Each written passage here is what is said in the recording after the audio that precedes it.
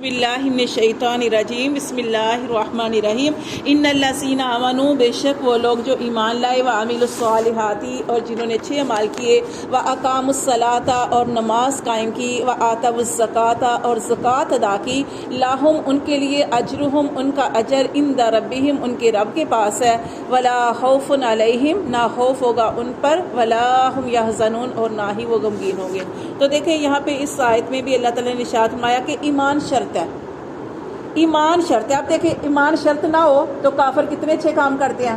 آپ نے دیکھا ہوگا جو باہر کے ممالک میں رہتے ہیں وہ ان کو وعدہ بھی پورا کرتے ہیں، امانت جو ہے اس میں خیانت نہیں کرتے، یعنی ہر جو اسلام کے اندر ہونی چاہیے نا، مسلمانوں کے اندر خوبیاں ہونی چاہیے نا، وہ کافروں کے اندر ہے۔ ہاں لیکن وہ ایمان نہیں ان کے اندر۔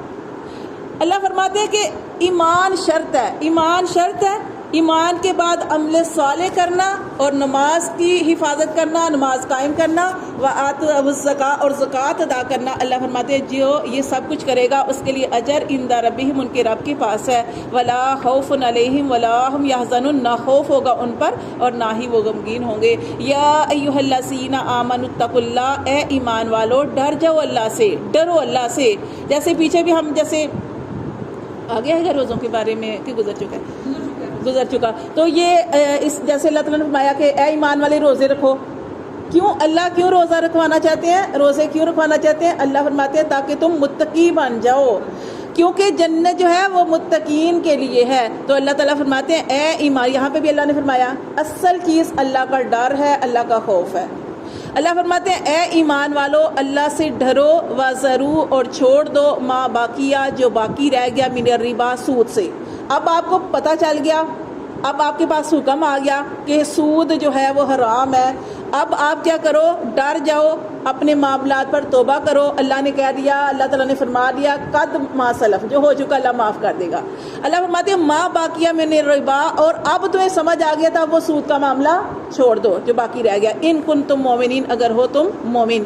فإن لم تفعلوا، اور اگر تم ایسا نہ کرو، اگر تم باز نہیں آتے، فأذنوا تو پھر تیار ہو جاؤ بحرب من اللہ، اللہ کے ساتھ لڑائی کے لیے، اللہ سے جنگ کرنے کے لیے۔ اللہ سے کوئی جنگ نہیں کر سکتا، اللہ کے آگے ہم یعنی اللہ کسی چھوٹی سی بات پہ پکڑ لینا تو انسان اتنا بے بس ہو جاتا ہے نا۔ ہمارے لیے بظاہر ہمیں لگتا ہے یہ ہمارا کام بڑا آسان ہے، وہ کام اتنا مشکل کر دیا جاتا ہے نا کہ آپ سوچ نہیں سکتے۔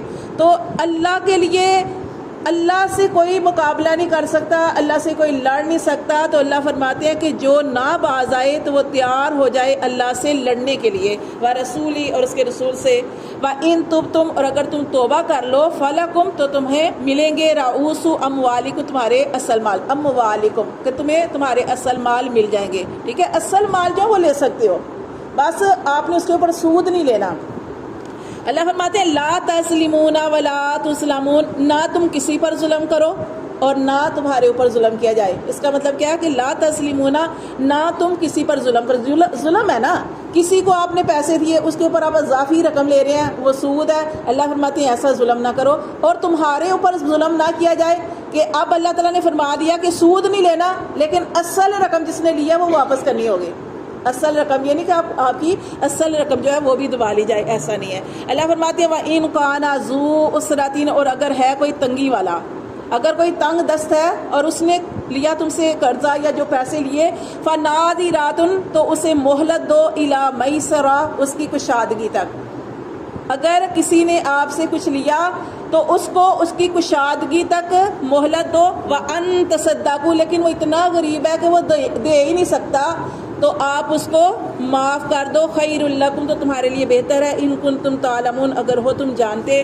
واتقوا، اور ڈر جاؤ، یومن اس دن سے، ترجعون کہ لٹائے جاؤ گے، فیہ اس دن کی طرف، اس دن سے ڈر جاؤ کہ جس میں تم اللہ کی طرف لٹائے جاؤ گے، الی اللہ طرف اللہ کی، ثم پھر توفا پھر پورا دیا جائے گا، کل نفس ہر جان کو، ما کسبت جو بھی اس نے کمایا، وہم لا یظلمون اور تم پر کسی بھی قسم کا ظلم جو ہے وہ نہیں کیا جائے گا۔